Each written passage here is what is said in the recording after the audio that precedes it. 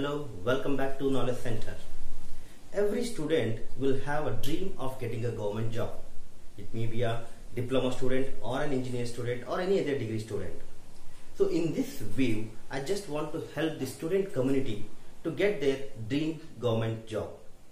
Okay, so to do that, what we need to do, first we need to prepare for an examination questions, and for that generally students what they do, they will follow the previous year question paper. So to make it easy for the students, I have a question paper with me. So this is a JEE question paper. The questions are asked in the year 2017, and this is a KPCL question paper. So in this video I am going to solve the questions which have been asked in that KPCL question paper. So you need to be very careful about the complete length of the video, watch it completely and subscribe to my channel to get the notifications of a new videos whenever it is uploaded. Okay, so while solving the MCQs, just don't by heart the answers. There will be a logic for every question and for every answer. So here I am going to explain you the logic. It will take a time, so you just involve in it, understand the logic, so that in examination hall, whenever you get a question, if you have the logic, you can solve it easily. So instead of by hearting the answers, you understand the process and logic of the question, then it will be easy for you to solve the problems or exam questions. Let's begin with the first question. So here on the screen you can observe the very first questionnaire. The question is something like this. The resistance of a conductor having length L, area of cross section A and resistivity rho is given as dash. So this is very basic question. So the question is very simple here. There is a what would be a resistance of a conductor? That is a direct question. Instead of asking it directly, they asked it in an indirect manner. That is the resistance of a conductor having length L and area, cross section area is A and resistivity as rho. So what would be the resistance of that particular conductor? And it's as we have all studied in the basic electrical engineering, we have a relation between all these three parameters with the resistance. So the resistance R is equal to resistivity and length of the conductor by area of the conductor. This is the formula. So there are four options as shown in the screen.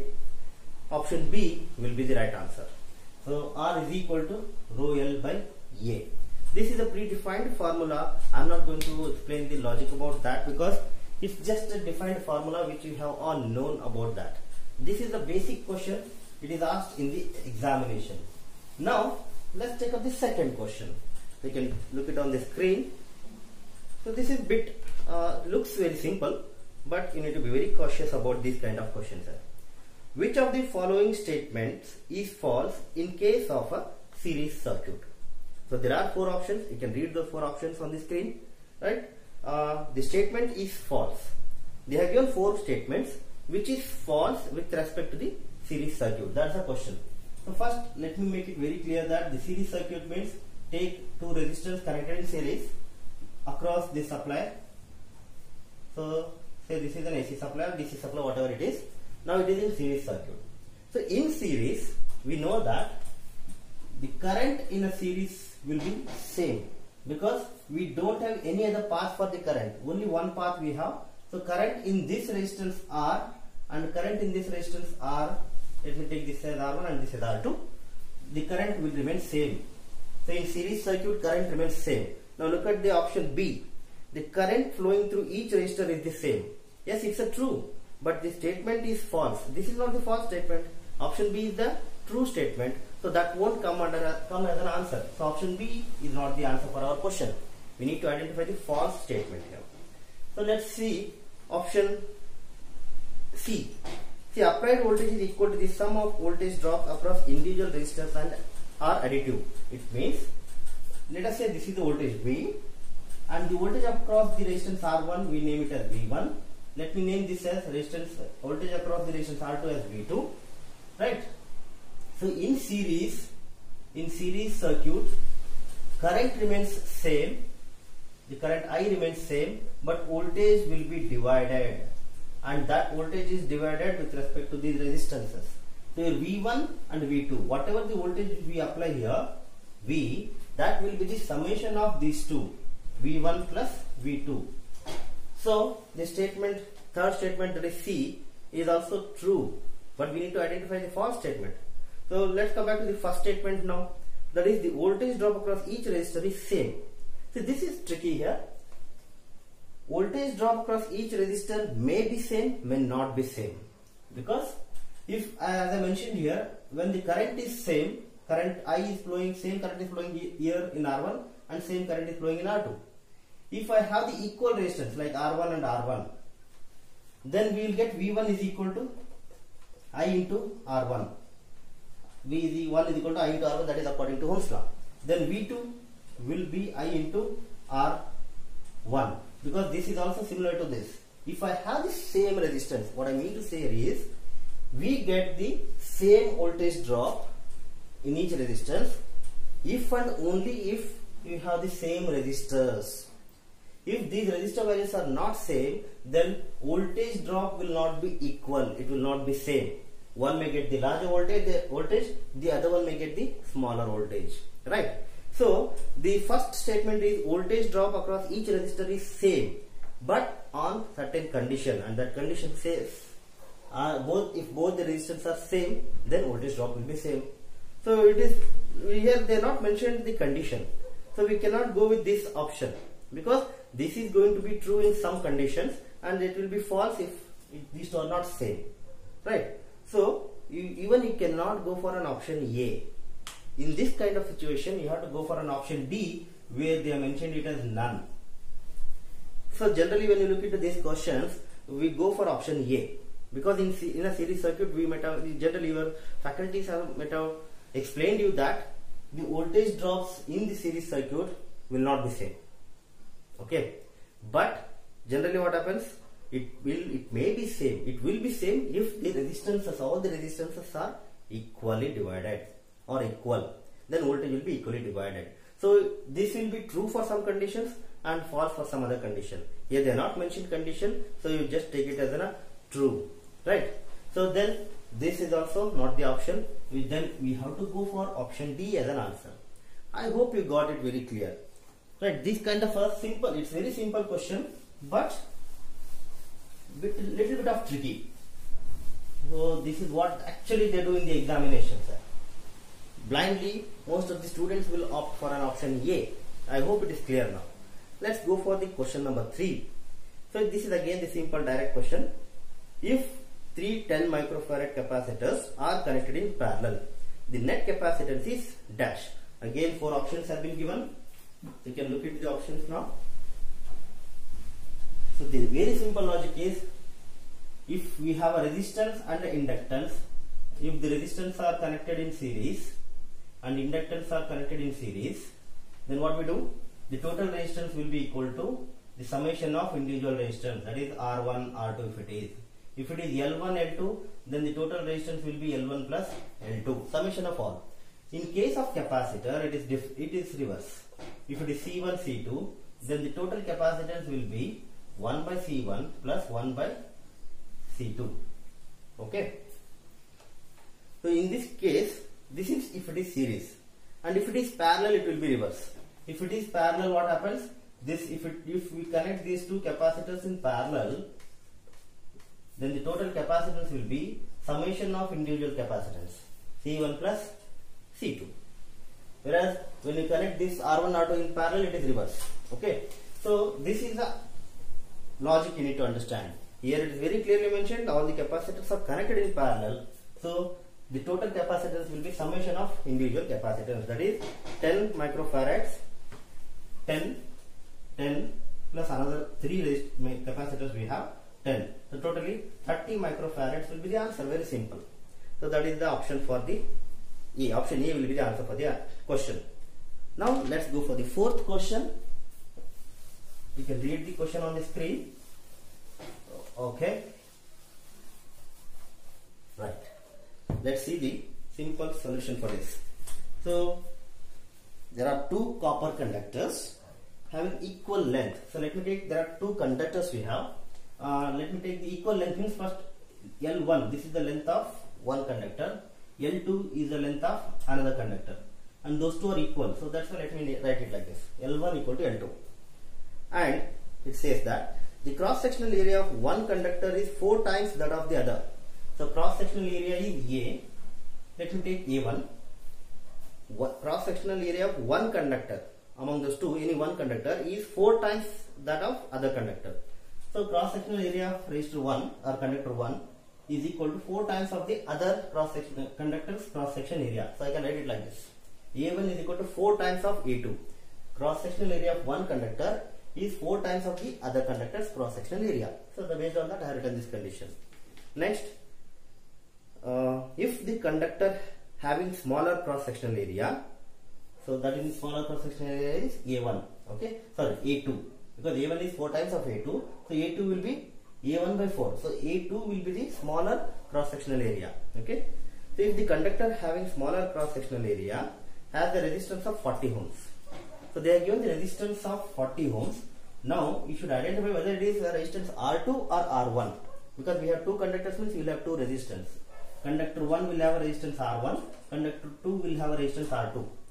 Now in this case, the conductor which is having smaller cross-sectional area, so A2 will have smaller cross-sectional area, because you can write that A2 is equal to A1 by 4, right? So A2 is having smaller cross-sectional area, therefore resistance R2 is 40 ohms, okay.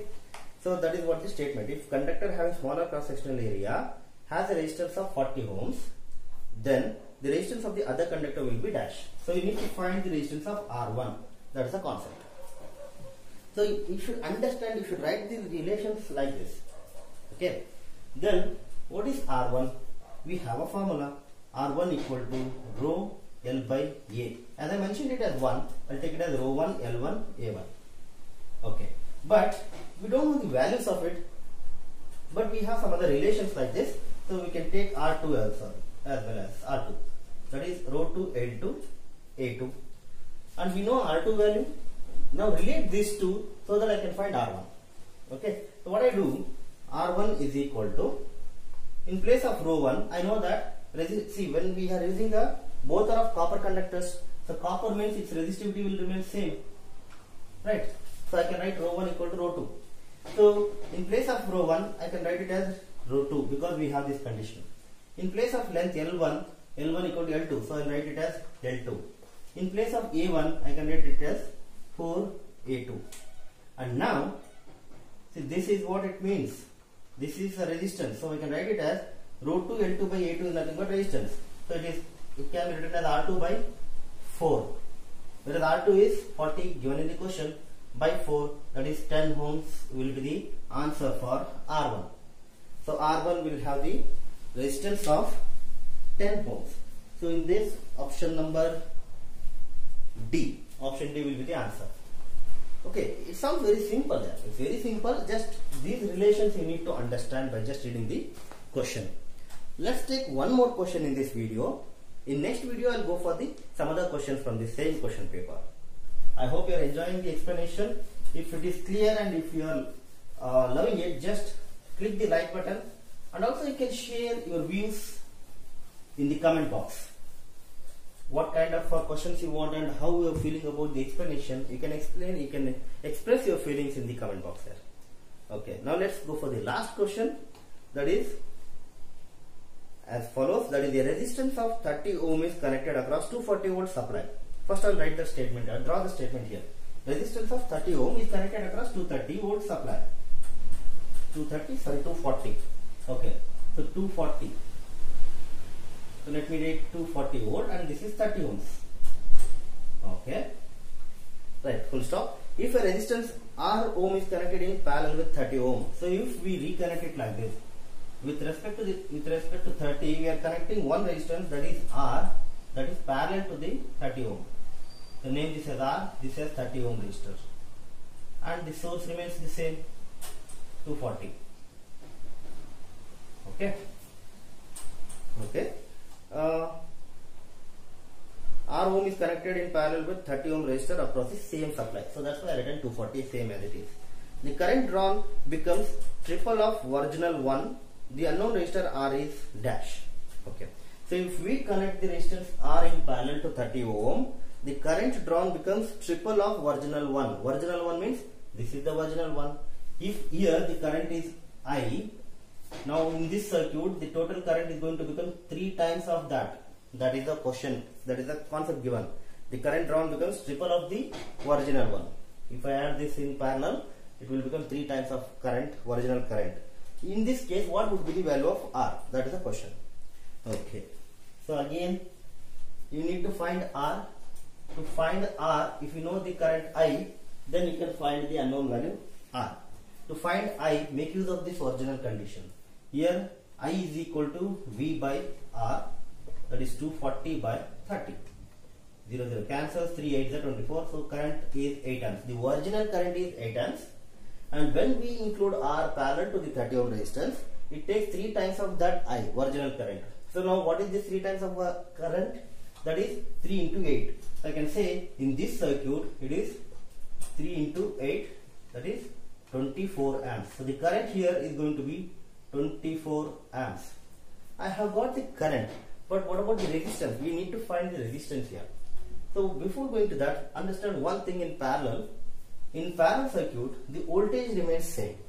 So we are applying 240 volt here. So across this resistance also we will have 240 volt, and even across this resistance also we should have 240 volt drop. And here 30 ohms is here, 240 volt is here. I can find the current in this branch. Once after finding current in this branch, you can find the remaining current here. Once you find the current here, we have voltage and you will get a current. Using that you can find the resistance. Okay. So as we know the total current is 24. Here it will split like this. This say I1. Let me take this as I2. So what is I2 now? You can find therefore I2 is equal to 240 by 30.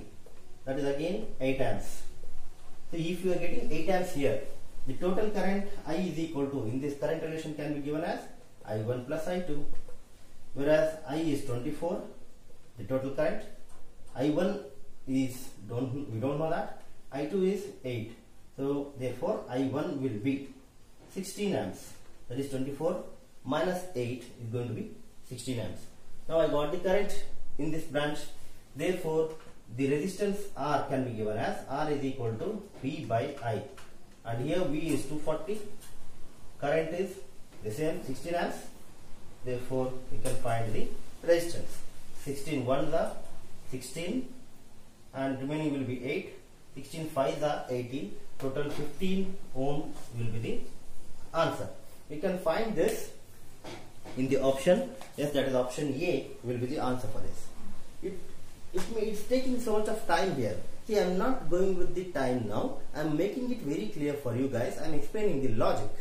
So this logic, if you understand, it becomes very simple and easy for you to execute it in an exam. Okay. I hope you understood and you like this video. If it is interesting and if you are learning something out of it, then just mention it in a comment box, and also don't forget to subscribe to my channel. Thank you.